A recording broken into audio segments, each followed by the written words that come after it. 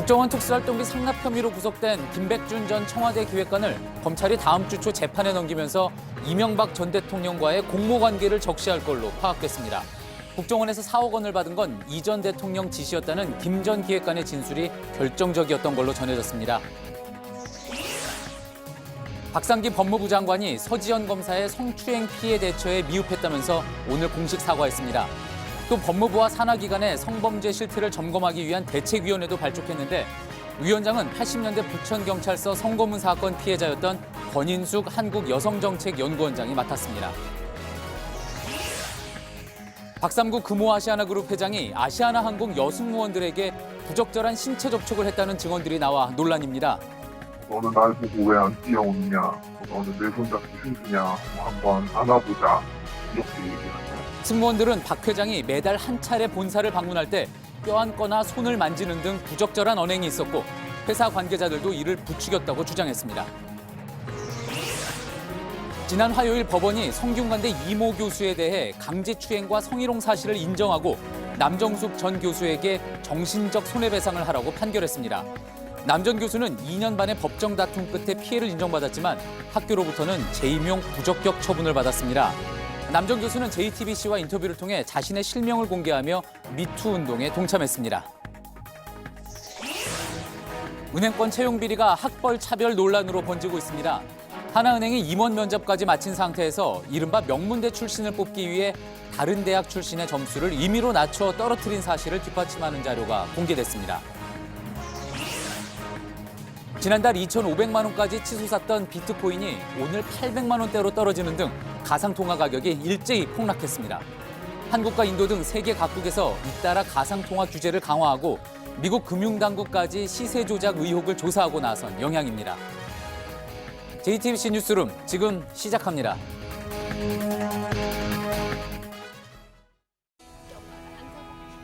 마스크가 필요 없는 세상으로. 내일을 바꾸는 현대 수소전기차. 이명박 전 대통령의 집사로 불렸던 김백준 전 청와대 총무기획관이 다음 주 월요일 재판에 넘겨집니다. 국정원 특활비 4억 원을 뇌물로 받은 혐의입니다. 김 전 기획관의 공소장에는 이 전 대통령이 공모관계로 적시될 것으로 파악됐습니다. 이 전 대통령에 대한 수사도 공식화할 것으로 보입니다. 강현석 기자입니다.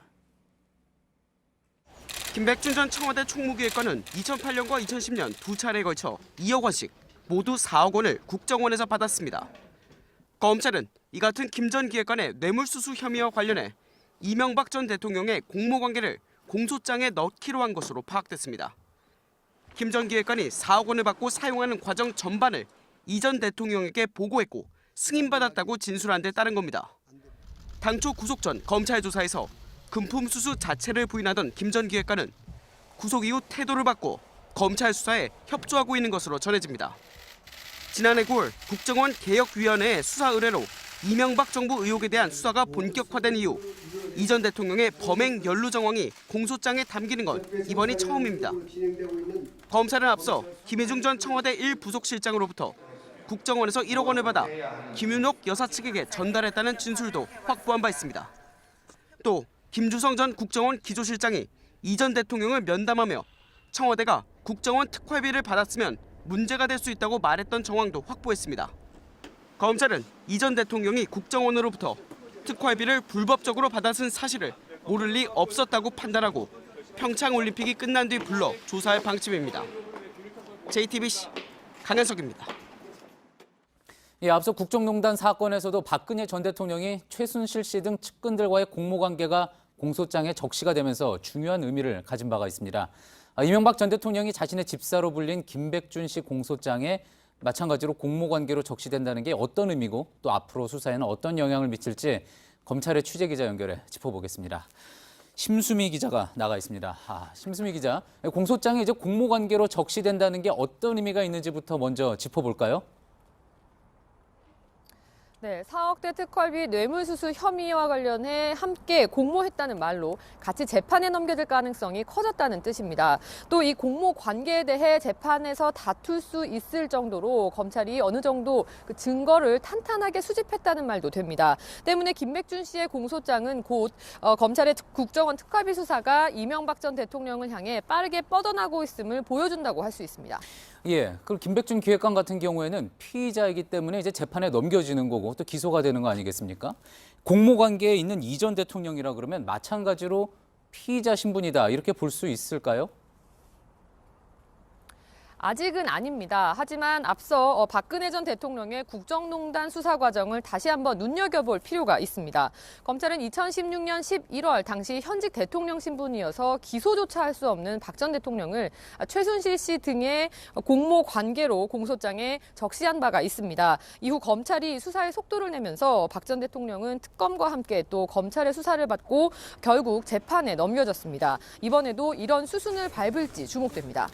예, 앞서 리포트에서도 말씀드렸듯이 이제 김 전 기획관이 구속이 되고 된 이후에 이제 여러 가지 이야기가 바뀌고 진술이 바뀌고 태도가 바뀌면서 이 전 대통령에게 특활비에 대해서 보고를 했다 이렇게 이야기가 됐습니다. 자, 아무래도 40여 년간 집사로 불렸던 김백준 전 청와대 기획관의 이런 이 전 대통령을 향한 진술 이런 공모 관계가 또 적시되는 데 있어서 중요하게 작용을 했다고 볼 수 있겠죠. 네, 아무래도 이 전 대통령의 가장 가까운 곳에서 청와대 안팎 살림을 꼼꼼하게 챙겼던 이 김백준 전 기획관의 진술이 결정적이었다고 파악이 됐습니다. 당초 4억 수수 사실관계 자체도 부인을 했던 김 전 기획관은 구속된 이후 앞선 자신의 진술을 뒤집으면서 이명박 전 대통령과 관련된 정황들을 하나씩 털어놓고 있는데요. 최측근의 입에서 나오는 이런 진술들을 토대로 검찰도 이 전 대통령의 공모 관계를 적시하지 않을 수 없다는 판단을 내린 걸로 보입니다. 예, 지금까지 심수미 기자였습니다.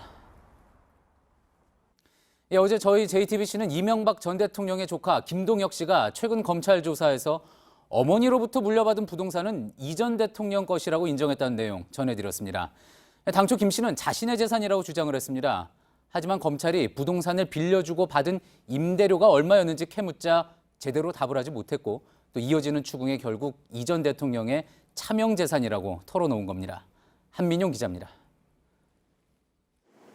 이명박 전 대통령의 조카 김동혁 씨 명의로 된 경기도 부천시의 공장 부지입니다. 3,000제곱미터 규모로 땅을 빌려 사용하는 공장들 월세를 합하면 1,000만 원 가까이 된다고 합니다. 김 씨 명의로 된 서울 용산구의 또 다른 점포입니다. 매달 250만 원 정도의 임대료 수입이 나오는 것으로 알려졌습니다. 250 정도에 보상받을 월세가 됩니다. 두 곳 부동산의 월세는 모두 1,200여만 원 가량입니다. 하지만 김 씨는 최근 검찰 조사에서 월세를 얼마나 받느냐는 질문에 제대로 답하지 못한 것으로 파악됐습니다. 두 부동산에서 연간 억대의 임대료가 나오는데도 알고 있지 못했던 겁니다. 거짓말이 드러난 김 씨는 이후 검찰 조사에서 어머니에게 상속받은 재산이라는 주장을 철회하고 사실은 외삼촌인 이 전 대통령의 재산이라고 인정할 수밖에 없었던 것으로 파악됐습니다.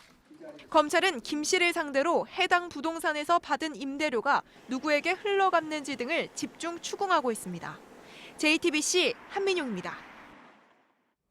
지난 2008년 BBK 의혹을 수사했던 정호영 전 특별검사가 내일 검찰에 소환됩니다.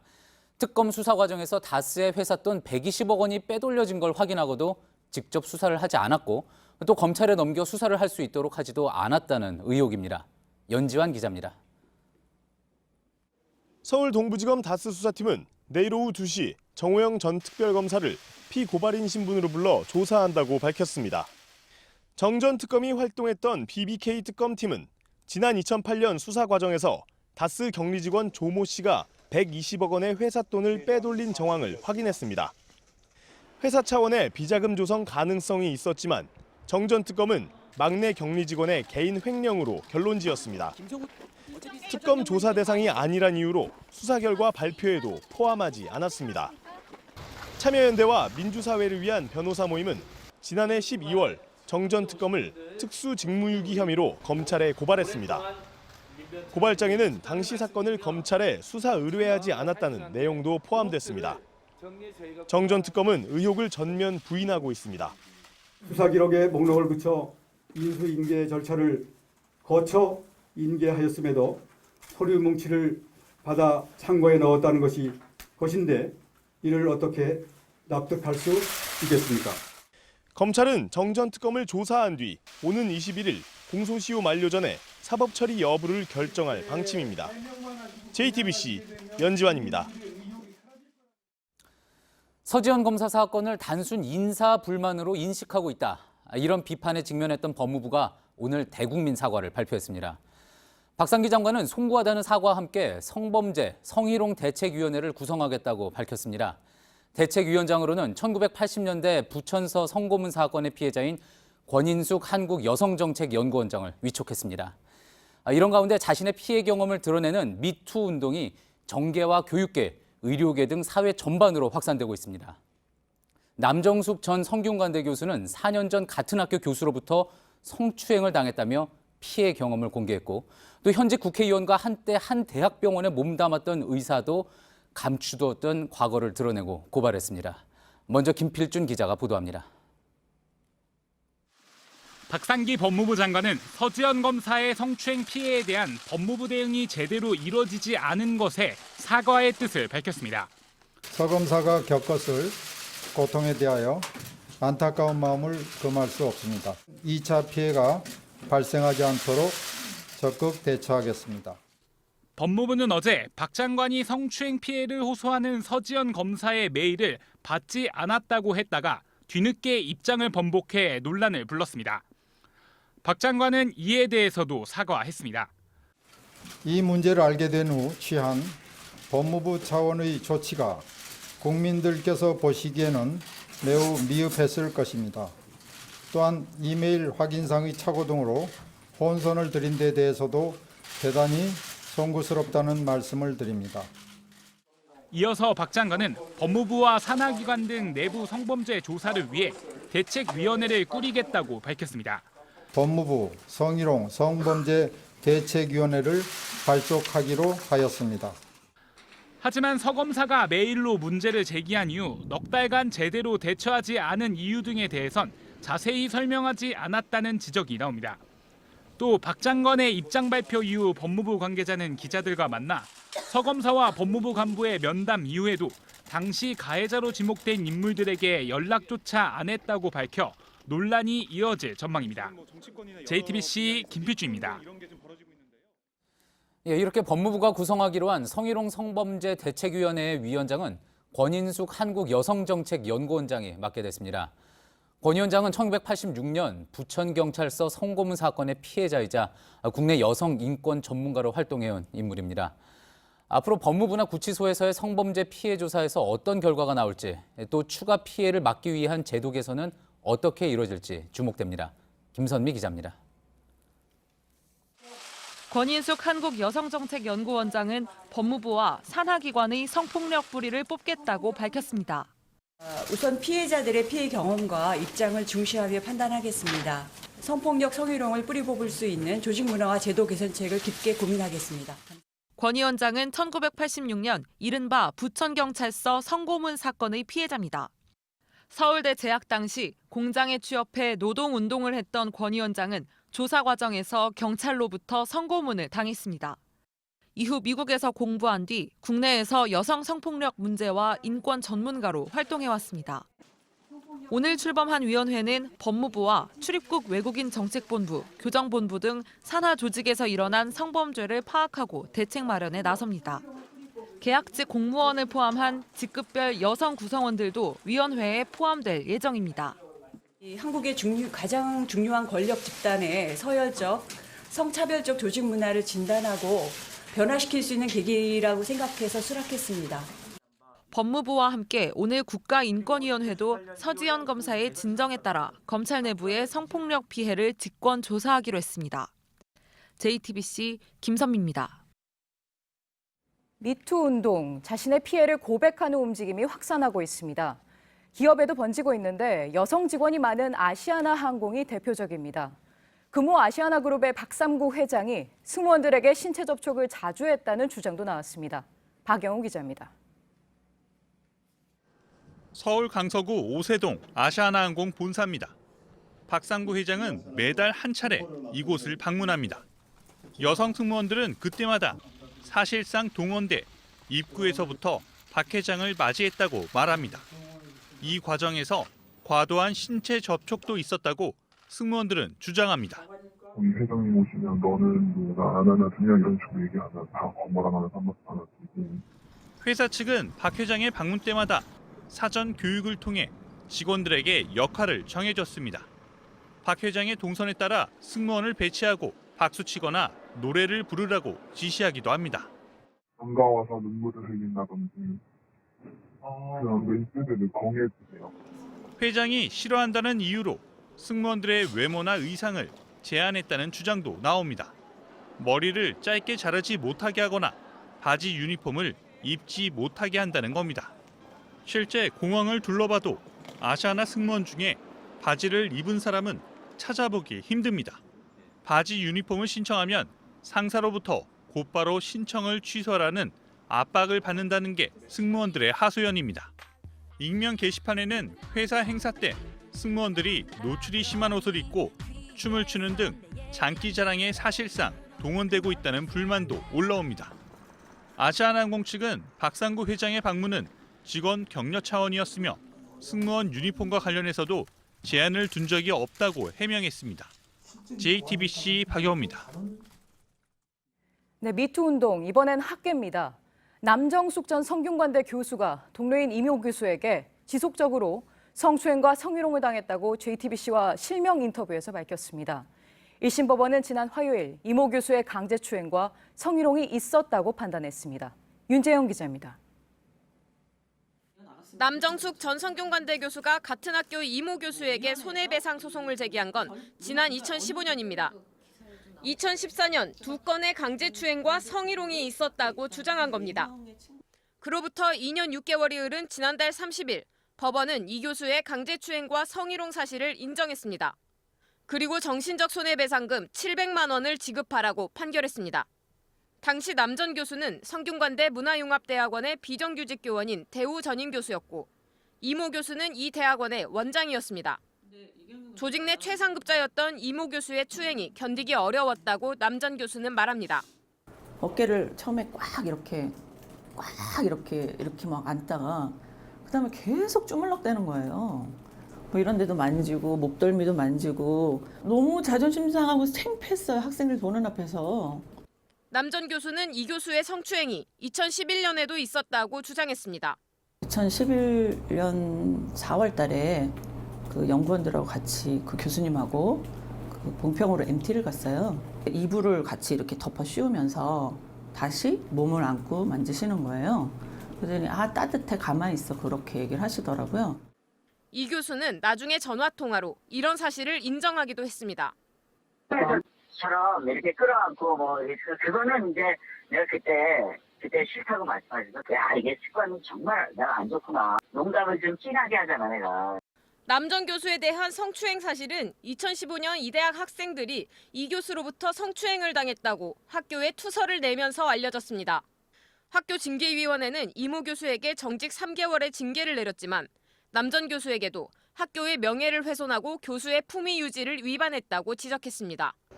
그리고 6개월 뒤 학교는 남 전 교수와의 계약을 연장하지 않았습니다. JTBC 윤재영입니다. 네, 성추행 가해자로 지목된 이모 교수는 아직 학교에 있습니다. 남 전 교수는 학교에 문제 제기를 했지만 돌아온 건 부당한 인사였다고 주장했습니다. 서지현 검사 사건과 다르지 않아 보입니다. 남 전 교수는 피해 사실을 알리기 위해 노력했지만 결국 학교를 떠나야 했습니다. 김지아 기자입니다. 남정숙 전 교수는 2004년부터 성균관대학교에서 시간 강사로 일했습니다.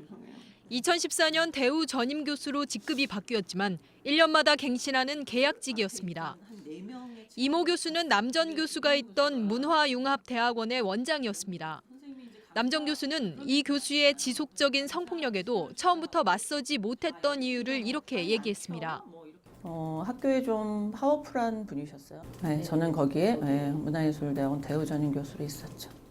법원도 남 전 교수가 사실상 갑을 관계에서 능동적으로 나서기는 힘든 구조였음을 인정했습니다. 이 교수 밑에서 교수 임용을 바라는 상황에서 성희롱 등에 단호하게 대처하기 어려웠을 것이라는 겁니다. 당시 남 전 교수는 피해 사실을 언론에도 알리고 민교협, 즉 민주화를 위한 전국 교수협의회에도 도움을 요청했습니다. 당시 민교협의 성균관대 회원이었던 2명의 교수가 남 전 교수를 만나 상의를 했지만 아무런 조치도 없었습니다. 취재 결과 당시 상담에 나선 교수는 통계학과 홍모 교수와 당시 사학과 교수였던 정현백 여성가족부 장관이었습니다. 홍 교수는 아무런 조치가 없었던 이유에 대해 민교협의 업무가 아니었기 때문이었다고 주장했습니다. 문제가 공론화되고 6개월 뒤 학교 측에서는 남 전 교수를 재임용하지 않았습니다. 학교 측은 계약 기간이 만료된 것이라고 설명했지만 남 전 교수가 재임용될 수 없었던 부적격 사유에 대해서는 개인정보라며 밝히지 않았습니다. JTBC 김지아입니다. 네, 정계와 의료계에서도 폭로가 잇따랐습니다. 이재정 의원은 검사장 출신의 로펌 대표를 성추행 가해자로 지목했습니다. 한 의사는 대학병원에 근무할 당시 교수에게 성추행을 당했다고 JTBC에 밝혔습니다. 박준우 기자입니다. 이재정 더불어민주당 의원이 오늘 아침 라디오 프로그램에서 과거 성추행 피해 사실을 털어놨습니다. 가해자도 지목했습니다. 취업 과정에서 취업을 하려고 했던 회사의 로펌의 대표였는데 취업을 앞두고 있던 자신의 상황이 당시 저항을 할 수 없었던 이유였습니다. 검사장 출신의 로펌 대표와 제가 갈등을 빚어서 향후 취업 시장에서 제가 어떤 이득을 볼까. 한 의사는 JTBC 취재진에게 8년 전 성추행을 당했다며 어렵게 입을 열었습니다. 가해자는 같은 대학병원에서 일했던 교수였습니다. 새벽 한 3, 4시경에 전화가 온 적이 있었습니다. 부인과 부부관계를 하는 중에 목이 아픈데 어떻게 하면 좋을까. 성희롱 발언은 사무실에서도 이어졌고 상사에게 문제를 알렸지만 소용없었습니다. 그게 왜 문제가 되니? 그리고 너가 너무 예민한 게 아니니? 그런 게 싫으면 너가 떠나라. 의료계 성범죄 피해는 110뿐만이 아닙니다. 의사 면허가 있어야 가입 가능한 커뮤니티 게시판엔 성적 피해를 당했었다는 글이 지난 월요일 이후 수십 건이 올라왔습니다. 서지현 검사의 용기 있는 고백으로 시작된 미투 운동이 법조계를 넘어 정계와 의료계 등 사회 전반으로 확산되고 있습니다. JTBC 박준호입니다. 네, 이번엔 은행권 채용 비리 소식입니다. 당국 조사에서 명문대 나온 사람에게 특혜를 준 정황이 드러나면서 파장이 커지고 있습니다. 하나은행에선 임원 면접까지 끝났는데 이른바 스카이대 출신에게 점수를 더 주고 다른 대학 출신은 감점시켜 당락이 바뀌기도 했습니다. 이태경 기자입니다. 정의당 심상정 의원이 공개한 하나은행의 2016년 신입사원 면접 점수 자료입니다. 임원 면접까지 마쳐 사실상 합격자가 정해진 상태였지만 인사부가 점수를 조정하면서 당락이 바뀌었습니다. 불합격권이었던 서울대 출신 2명은 임원 면접 점수를 2배 안팎으로 올려줬고 연세대, 고려대, 위스콘신대 출신 5명의 점수도 올려줬습니다. 반면 합격권이었던 한양대 에리카 캠퍼스, 가톨릭대, 명지대 등 다른 대학 출신자는 점수를 깎아 탈락시켰습니다. 하나은행은 입점대학에 우대 점수를 준 거라고 해명했지만 노조는 설득력이 떨어진다고 반박했습니다. 같은 입점대학인데도 고려대 출신은 붙인 데 비해 명지대 출신은 떨어뜨렸고 서울대에는 지점이 없다는 겁니다. 취업준비생들은 허탈해합니다. 학교만 보고 그렇게 뽑으면 지방대생이나 아니면 스카이 외의 학생들은 더 취업하기가 힘들어지는 거잖아요. 화가 나죠. 우리 사회에 만연한 학벌주의의 민낯을 고스란히 드러낸 그런 조작 범죄입니다. 강도 높은 수사로 취업비리 뿌리째 뽑아야 합니다. 하나은행은 정당한 인사정책이라는 입장을 고수하고 있지만 점수를 바꾼 이유에 대해서는 뚜렷한 설명을 하지 못하고 있습니다. JTBC 이태경입니다. 네, 우리은행은 행장의 지시 아래 3년 동안 31명을 부정 채용한 것으로 드러났습니다.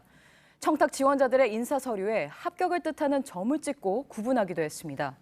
특혜로 들어온 신입사원은 금감원과 국정원 직원의 자녀, 또 은행 간부의 친인척 등이었습니다. 최하은 기자입니다. 지난해 우리은행 지원자 명단입니다. 김모 씨의 이름 옆에 하얀 동그라미가 그려져 있습니다. 김 씨는 1차 면접 점수가 44점으로 기록됐지만 실제 점수는 41점이었습니다. 3점을 임의로 상향시키면서 1차 면접 전형을 통과했습니다. 하얀 동그라미는 합격을 시켜야 하는 지원자에 대한 표시였습니다. 지난 3년 동안 우리은행 신입 전형에서는 이 같은 부정한 방법으로 불합격 대상 31명이 최종 합격했습니다. 국정원 직원 자녀부터 우리 여기 금융감독원의 임원의 자녀, 그리고 VIP 고객 자녀는 물론이고 모 대학 부총장, 모 대학 병원 원장, 모 병원 원장, 기업 간부 너나 할 것 없이 다 명단에 올라가 있습니다. 대신 기존 합격권에 있던 다른 지원자가 떨어지기도 했습니다. 이광구 전 은행장과 인사부장은 청탁 명부를 만들어 합격 대상자를 체계적으로 관리했습니다. 청탁 명부 관리를 통해 은밀하게 금수저 전형을 진행하였습니다. 은행장과 대외기관에서 청탁한 경우에는 가급적 서류 전형에서 합격시켜준. 감사를 대비해 청탁 명부와 평가 기록은 채용 직후 파기했습니다. 검찰은 이전 행장과 현직 인사 담당자 등 6명을 업무방해 혐의로 재판에 넘겼습니다. JTBC 최하은입니다. 오늘 전 세계에서 가상통화 가격이 일제히 폭락했습니다. 대표적인 가상통화인 비트코인은 심리적 지지선인 $10,000가 무너지고 $9,000 밑으로 내려갔습니다. 투자자에게는 가상통화의 검은 금요일이었던 셈입니다. 세계 각국에서 동시다발적으로 규제 강도를 높인 영향이 큽니다. 미국 금융당국이 가상통화 가격 조작 의혹 조사에 나섰고 또 인도 정부도 규제 대열에 동참하겠다는 선언을 했습니다. 이렇게 투자 열기가 급속히 가라앉으면서 가상통화의 거품도 본격적으로 거치는 것 아니냐는 말도 나옵니다. 먼저 박상욱 기자의 보도입니다. 1테더 코인의 가치는 항상 $1와 동일하다. 가상통화업체 테더가 내세운 테더 코인의 장점입니다. 세계 각국이 현금으로 가상통화를 살 수 없도록 규제하자 가상통화 전용 상품권인 테더 코인을 새 투자 수단으로 내놓은 겁니다. 그리고 가상통화 거래소 비트파이넥스는 투자자들이 이 테더 코인으로 비트코인과 같은 가상통화를 살 수 있도록 도왔습니다. 최근 미국 상품선물거래위원회는 이 두 회사의 소환장을 발부했습니다. 테더 코인을 불법적으로 대량 발행한 뒤 가상통화를 반복적으로 사고 팔아 가격을 끌어올렸다는 의혹을 조사하기 위해서입니다. 테더 코인의 발행 규모는 지난해 10월부터 급격히 늘어 $23억, 우리 돈 2조 4,800억 원을 기록하고 있습니다. 이 같은 의혹은 테더 쇼크로 불리며 전 세계 가상통화 시장을 뒤흔들고 있습니다. 블룸버그는 또 인도가 가상통화 규제에 나서겠다는 입장을 밝히고 페이스북도 가상통화 광고를 차단하면서 시세가 급락하고 있다고 분석했습니다.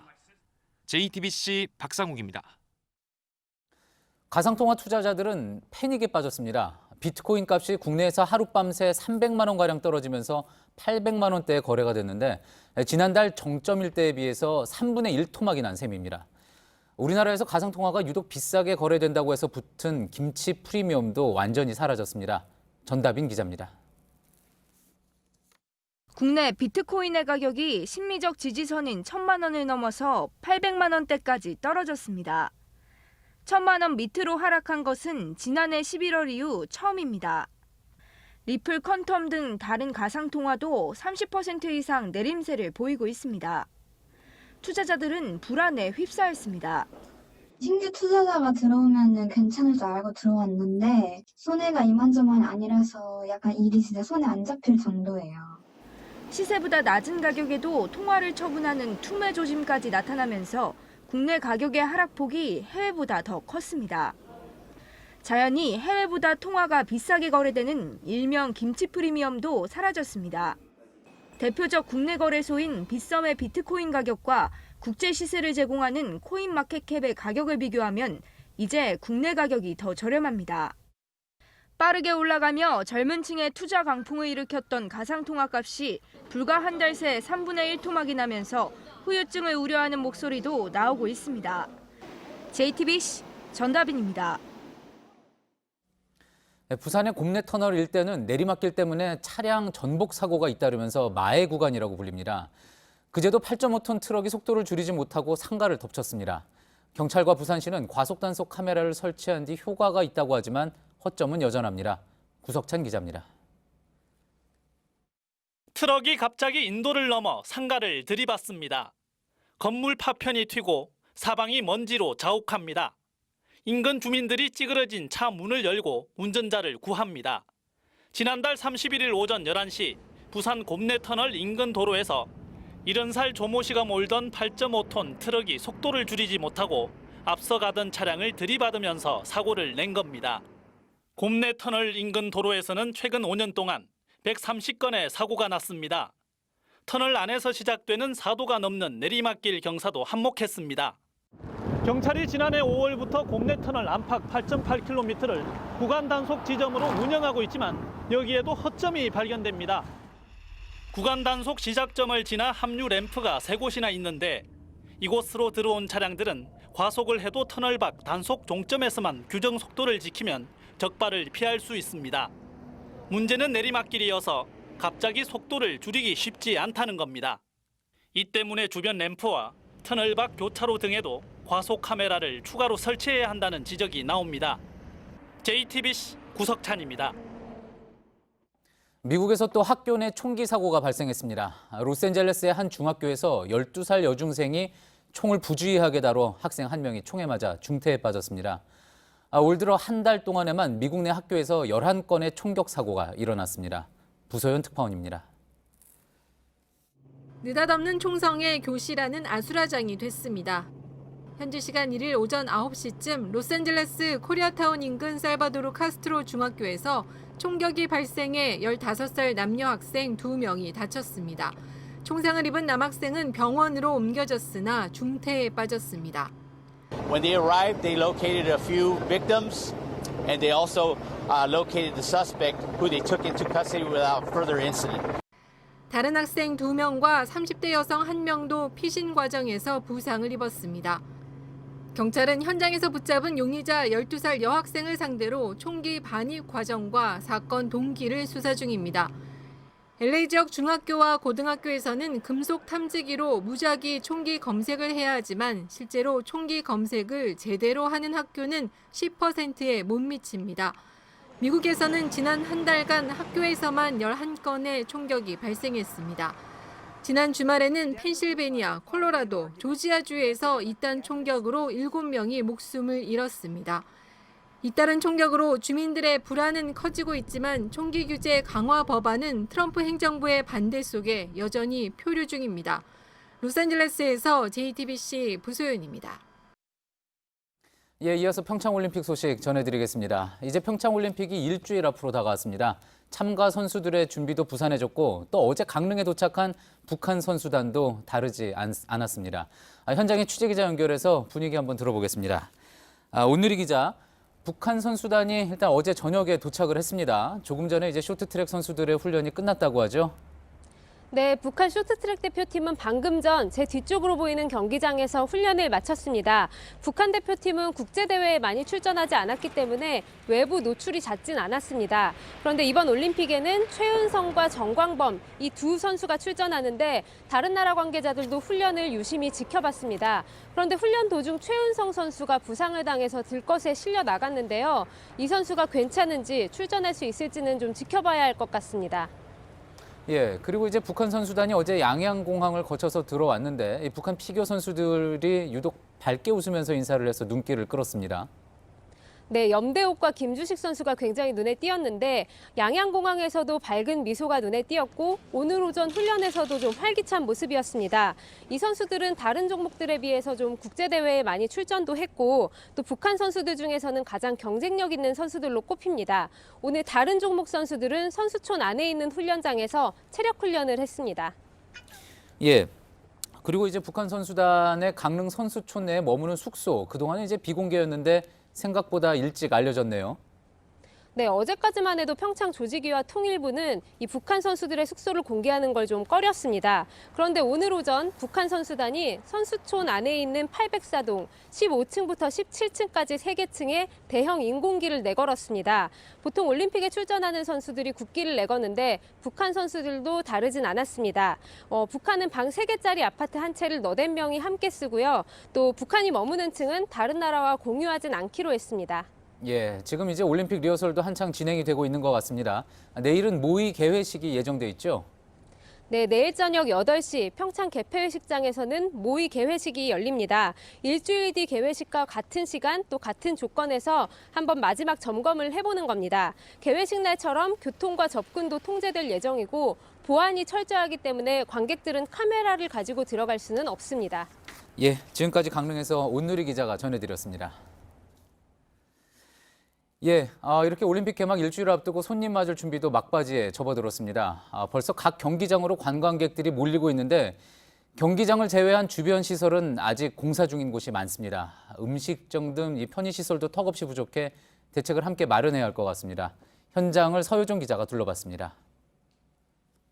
자원봉사자들의 분주한 움직임 사이로 미리 경기장을 찾아온 관광객들은 기념 촬영에 여념이 없습니다. 강원도 평창의 진부역은 벌써 올림픽 분위기가 물씬 납니다. 개폐식을 포함해 스키점프와 봅슬레이 등 경기를 보려면 이곳 진부역에서 내려야 합니다. 그래서 이곳이 올림픽역이라고 불립니다. 그런데 아직 공사가 한창입니다. 이쪽에 보시면 올림픽 홍보관을 짓는 모습을 보실 수가 있고요. 또 저 뒤로는 셔틀버스를 탈 수 있는 정류장을 한창 만들고 있는 모습을 보실 수가 있습니다. 안전펜스도 없고 머리 위로 불똥이 그대로 떨어집니다. 현장 관계자들은 이런 상황은 다음 주 초면 모두 마무리된다고 설명합니다. 그래도 하루 751명을 기준으로 만든 역사는 올림픽 기간 하루 예상 이용객 11,000여 명을 소화하기엔 버거워 보입니다. 올림픽 조직위원회에서 승객들이 이제 대기할 수 있도록 진구역 바로 옆에 지금 임시 시설을 구축 중에 있습니다. 부랴부랴 승객 대기실도 추가로 만드는 중입니다. 요기를 할 수 있는 시설 마련도 시급해 보입니다. 편의점 한 곳을 제외하면 식당이 한 곳도 없어 급히 푸드트럭 3대를 배치했습니다. 워낙 사람들 많이 오시니까 그분들한테도 메뉴라든가 다양성이 좀 보장이 되고 좋을 텐데 협소하다 보니까 3대밖에 안 하신다고요. 개막 일주일을 남겨두고 분위기는 고조되고 있지만 아직 손님 맞을 준비는 온전히 끝나지 않았습니다. JTBC 서유정입니다. 예, 어제 북한 마식령 스키장에서 훈련을 마친 우리 선수단이 돌아왔습니다. 남북이 공동 훈련을 하면서 북한의 마식령 스키장과 호텔 내부도 공개가 됐습니다. 눈에 띄는 건 값비싼 외국 상품들도 많이 진열돼 있었다는 점인데 외국 관광객들을 겨냥한 제품들입니다. 이선화 기자입니다. 마식령 호텔 1층에 있는 상점입니다. 마식령이라는 담배가 눈에 띕니다. 이곳에서 판매되는 상당수 제품에는 마식령이라는 이름이 붙었습니다. 마식령 상표를 단 우리 마식령 호텔 소개 구매만 했습니다. 이게 마식령 생물을 비롯하여 마식령 주택, 마식령 상표를 단 이건 뭐야 마식령 호텔. 관광객들에게 마식령이라는 이름을 알리려는 의도로 풀이됩니다. 하지만 외국 브랜드들도 많았습니다. 한 매장에는 아디다스 운동화 그리고 발리의 가방도 진열돼 있습니다. 외국 관광객들을 겨냥한 상품입니다. 스위스. 예, 맞습니다. 맞습니다. 호주 한 300달러 정도 됩니다. 하지만 안내원은 북한 제품들이 더 인기가 많다고 말합니다. 배우들도 이런 데 별로 관심 없고 우리 가방들이랑 우리 화장품 이런 데 관심이 없단 말입니다. 마식령 호텔은 상점과 시설들이 잘 정돈돼 있었고 종류도 다양했습니다. 하지만 정작 손님들은 많지 않았습니다. 2013년 말 완공된 마식령 스키장. 가족으로 보이는 방문객이 스키복과 장비를 대여하고 있습니다. 주로 가족 단위 방문객이 많았는데 이용료가 비싸 주로 당 고위 간부 가족들이 이용하는 것으로 알려졌습니다. JTBC 이선아입니다. 빅터 차 교수의 주한 미국 대사 내정이 철회된 건 대북 선제 공격에 반대했기 때문이라는 분석이 있었죠. 청와대는 이런 분석이 현실성이 낮다는 입장을 재확인했습니다. 외교부는 일종의 코리아 패싱이라는 지적도 반박했습니다. 정재윤 기자입니다. 청와대 관계자는 대북 선제 공격론에 대해 경계하는 것은 당연하지만 현실 가능성이 낮다고 밝혔습니다. 미국 내 여러 다양한 의견 중에 하나일 뿐이라고 주장했습니다. 문재인 대통령은 여러 차례 우리 정부의 동의 없는 미국의 군사 옵션은 있을 수 없다는 점을 강조한 바 있습니다. 또 다른 청와대 관계자는 빅터 차 교수의 낙마 배경에 대해 추천그룹에서 생각을 바꾼 것으로 알고 있다고 말했습니다. 한미 관계에 정통한 한 외교 소식통은 대북 정책 이견 때문은 아니었다며 개인 신상과 관련한 사안이라고 말했습니다. 하지만 구체적으로 어떤 점 때문인지는 얘기하지 않았습니다. 우리나라가 아그레망, 즉 외교 사절로 동의까지 한 빅터 차 교수를 미국이 일방적으로 내정 철회한 것을 두고 일각에서 코리아 패싱이라는 지적도 나왔습니다. 하지만 우리 정부는 내정 철회는 미국의 인사 권한이라며 사전에 통보하지 않은 수준의 외교적 결례 정도라고 밝혔습니다. JTBC 정재윤입니다. 국민의당과 바른정당이 통합한 신당의 이름이 미래당으로 결정됐습니다. 통합 과정의 중간지대에 있던 의원들이 갈 곳을 정하면서 국민의당은 둘로 쪼개졌습니다. 류정화 기자입니다. 국민의당 안철수 대표가 초록색과 파란색이 섞인 넥타이를 메고 나섰습니다. 바른정당과의 통합 신당 이름을 발표하는 자리였습니다. 공자께서 이렇게 말씀하셨습니다. 정명순행, 그러니까 좋은 이름은 만사가 잘 된다고 합니다. 통합이 마무리 단계에 접어들면서 마음을 정하지 못하던 국민의당 내 이른바 중재파 의원들도 거취를 정했습니다. 박주선, 김동철, 주승용 의원이 통합신당인 미래당에 합류했고 황주홍 의원 등 일부는 통합에 반대하는 이들이 만든 민주평화당을 택했습니다. 그러면서 39석이던 국민의당은 둘로 쪼개졌습니다. 이로써 총선 이후 만들어진 3당 체제는 4당 체제로 재편됐습니다. 민주평화당은 20석을 채우는 게 현실적으로 쉽지 않아 교섭단체로 출발하지는 못할 전망입니다.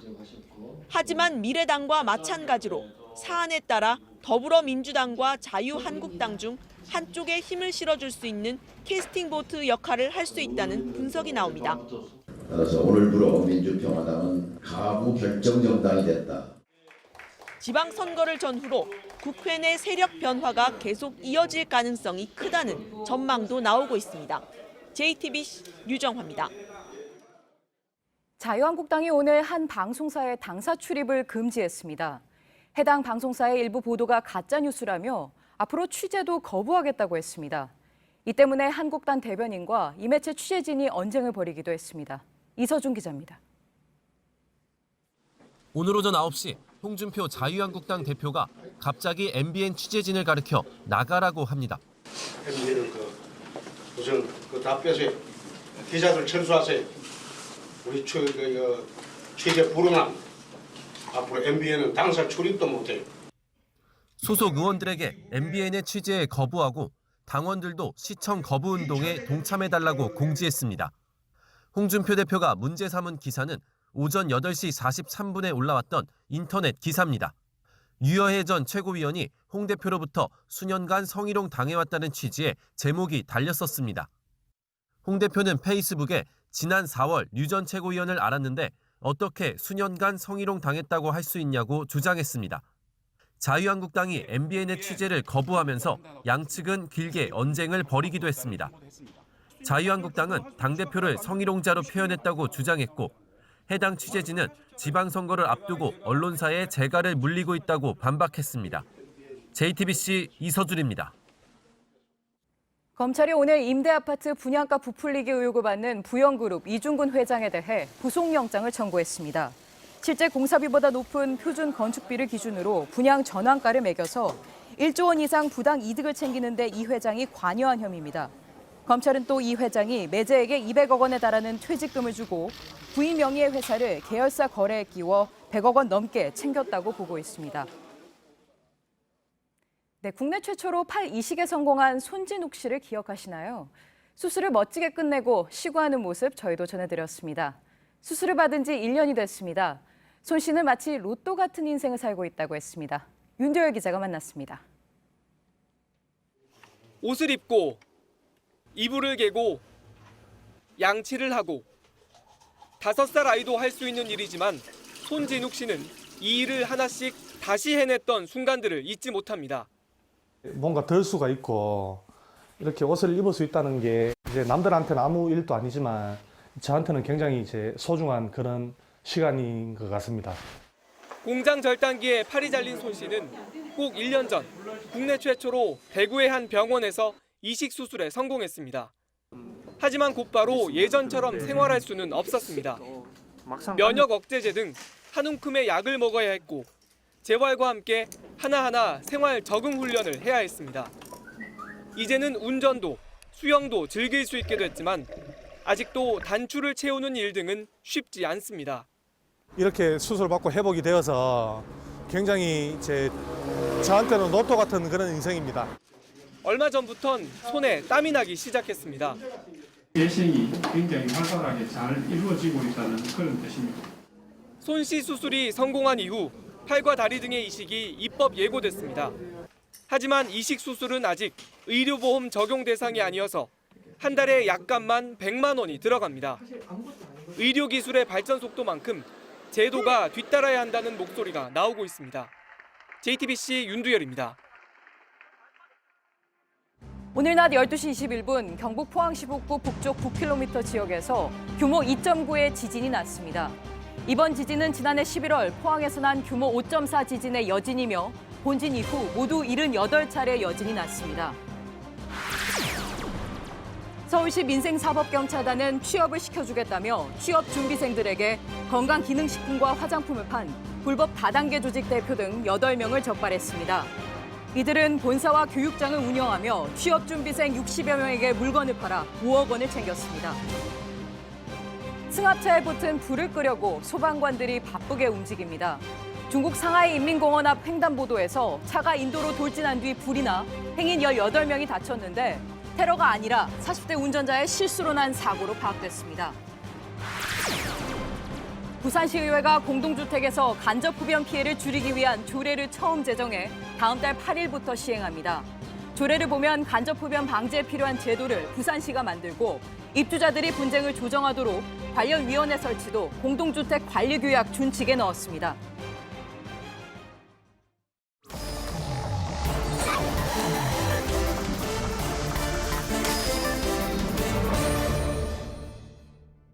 예, 비하인드 뉴스 오늘은 정치부의 임소라 기자가 나왔습니다. 임 기자, 첫 번째 키워드부터 한번 볼까요? 네, 첫 번째 키워드는 평창의 이방카입니다. 미국 백악관이요, 평창 동계올림픽에 참여할 미 고위급 대표단 명단을 발표했는데 마이크 펜스 부통령이 단장이고 에드 로이스 미 하원 외교위원장이 포함됐습니다. 그런데 트럼프 미 대통령의 장녀죠. 이방카 백악관 선임 고문이나 부인 멜라니아 여사의 이름은 없었습니다. 예, 사실 이 트럼프 미 대통령이 평창 올림픽 이야기할 때 자신의 가족이 참여할 수 있다 이렇게 여러 차례 이야기가 나오지 않았나요? 네, 맞습니다. 지난해 방한 때는 문 대통령에게 자신은 가기가 힘들 수도 있으나 가족이라도 보내겠다 이렇게 말했고요. 올해 문 대통령과의 전화 통화에서는 가족을 포함한 고위 대표단을 보내겠다 이렇게 언급했다고 청와대 관계자도 밝힌 적이 있습니다. 그렇습니다. 분명히 다 기억이 나는데 그렇다면 트럼프가 본인이 한 이야기, 약속을 지키지 못하게 됐다 이렇게 볼 수 있을까요? 아직은 단정하기가 힘든데요. 우선 백악관이 평창 동계올림픽을 찾을 고위급 대표단 명단을 발표했지만 가족은 따로 발표하거나 아니면 아예 발표를 하지 않고 그냥 보낼 수도 있는 그렇습니까? 거죠. 네, 오늘 청와대에서는 트럼프 미 대통령 가족과 추가로 파견될 사람에 대해서 미국과 협의 중에 있다.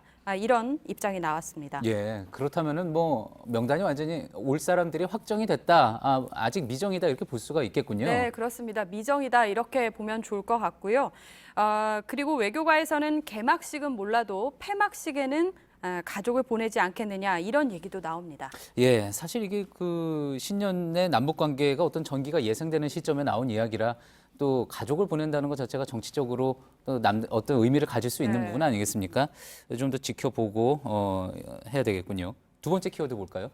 네, 두 번째 키워드는 남경필의 철새론인데요. 네, 바른정당을 탈당해서 한국당으로 복당한 남경필 경기지사가 중앙일보 인터뷰를 했는데 여기에 굉장히 재미있는 대목이 있습니다. 내가 철새면 노무현, 김대중 전 대통령도 철새냐라고 말한 겁니다. 예, 그러니까 당적을 바꾼 것에 대해서 상대 진영 정치권에서 이제 비판이 나오니까 그렇게 반박을 한 거군요. 네, 대응에 나선 거죠. 예. 남 지사는 노무현 전 대통령이 3당 합당에 반대해서 꼬마 민주당을 만들었다가 나중에는 민주당으로 다시 돌아왔다. 예. 김대중 전 대통령도 당을 여러 번 만들었다면서 이렇게 언급을 한 겁니다. 당적을 바꾸었던 두 전직 대통령을 철새로 부르지 않는데 왜 본인에게 철새라고 하느냐라는 게 남 지사의 주장입니다. 그렇군요. 근데 그건 어쨌든 뭐 엄밀하게 보면 다른 사람 이야기고요. 본인이 이제 당적을 바꾼 건 사실이고. 그런데 이제 본인은 철새가 아니다라고 하는 거잖아요. 뭐 어떤 논리에서 이제 그런 이야기를 하는 걸까요? 네, 조금 뜯어보면요. 남 지사는 진영을 옮겨본 적이 없다고 말했는데 보수 진영과 뭐 진보 진영 이렇게 네, 이야기하는 거군요. 네, 그러니까 예. 보수와 진보 진영을 왔다 갔다 하는 것이 철새이지 본인은 자유한국당에서 바른정당, 다시 한국당으로 진영 내에서 옮겼으니까 철새가 아니라는 겁니다. 아하, 예, 그렇군요. 그런데 기억하실 텐데요. 남 예. 지사가 2010년 한나라당 인재영입 위원장을 맡은 적이 있었는데 예. 당시 기사를 찾아봤더니 분명히 당을 여러 번 옮겨 다니는 것이 철새라고 말한 적이 있었습니다. 그러니까 철새에 대해서 본인이 그렇게 정의를 내린 적이 있었다는 거군요. 네. 자, 그런데 이제 당적을 바꾸는 경우에 정치인들이 당적 바꿀 수 있습니다. 그런데 이제 중요한 건 또 명분 아니겠습니까? 네. 또 제가 기억하기로는 원래 남경필 지사가 보수 개혁을 하겠다라면서 이제 탈당을 했던 거잖아요. 뭐 어느 정도 그 개혁이 완수됐다고 평가를 한 걸까요? 어떻게 해석을 할 수 있을까요? 지난 15일에 복당을 선언하면서 남 지사가 남긴 글을 좀 보면요. 예. 허약하고 분열된 보수를 건강하게 일으켜 세워야 한다면서 그 첫걸음이 제1야당이자 보수의 본가인 한국당의 혁신이라고 했습니다. 예. 그러니까 이 말의 전제는 한국당은 여전히 혁신 전의 상태다. 그래서 한국당의 혁신을 위해서 다시 복당하겠다는 건데 그렇다면 진작에 탈당하지 않고 남아서 혁신을 했어야 되지 않았느냐 뭐 이런 지적이 나오고요. 예. 또 탈당했을 때와 달리 지금 상황이 여의치 않으니 다시 돌아간 것이 아니냐 뭐 이런 지적도 있습니다. 예, 아무튼 뭐 복당 후에 남 지사의 행보 더 지켜봐야지 될 것 같습니다. 오늘 하나 더 준비했는데 다음 키워드 또 볼까요? 네, 다음 키워드는요. 추가 요구 없다로 준비를 해봤습니다. 예, 무슨 얘기죠? 네, 오늘자 니온게이자이 신문에요. 청와대 김현철 경제보좌관의 인터뷰가 실렸는데 네, 한일 공동선언 20주년 기념으로 이뤄진 인터뷰였습니다. 그런데 논란이 된 대목이 있었습니다. 예. 네, 김 보좌관이 위안부 문제에 대해서는 한국 정부가 추가 요구를 하지 않을 것이라고 하고 또 위안부 관련 문제는 국내 문제로 관리하자고 했다는 대목입니다. 예. 그런데 아시다시피 강경화 외교부 장관이 지난달 위안부 합의 처리 방향에 대해서 재협상 요구는 없다고 밝혔지만 기존의 합의가 진정한 해결책은 아니라고 밝힌 적이 있었습니다. 예. 자, 이게 일본 신문에 실린 김현철 청와대 경제보좌관의 인터뷰 내용인데 보기에 따라서는 마치 위안부 문제는 이제 끝났다 이런 식으로 뭐 읽힐 수도 있겠군요. 네, 위안부 문제를 국내 문제로 관리하겠다는 것이 그런 맥락으로 해석될 수 있는 대목인데요. 예. 하지만 오늘 청와대는 재협상 요구는 없다는 발언과 같은 내용을 되풀이한 것이라고 설명했습니다. 예. 그러면서 국내 문제로 관리하자고 말했다고 보도됐지만 이 같은 발언은 한 적이 없다고 주장을 했습니다. 예. 그리고 니온게이자의 신문에 해당 부분과 관련해서 정정 보도를 요청할 예정입니다. 그렇군요. 이 외교 문제라는 게 항상 양측에 어떤 모호함이 남는 경우가 많기는 한데 워낙에 또 민감한 부분이기 때문에 사실관계 확인이 필요할 것 같군요. 지금까지 비하인드 뉴스 임소라 기자였습니다. 네, 끝으로 날씨입니다. 내일 아침까지 전국에서 대부분 눈이 내립니다. 서울의 아침 기온은 영하 9도, 낮에도 영하권을 보입니다. 눈이 그친 뒤 모레부터 다시 강추위가 옵니다.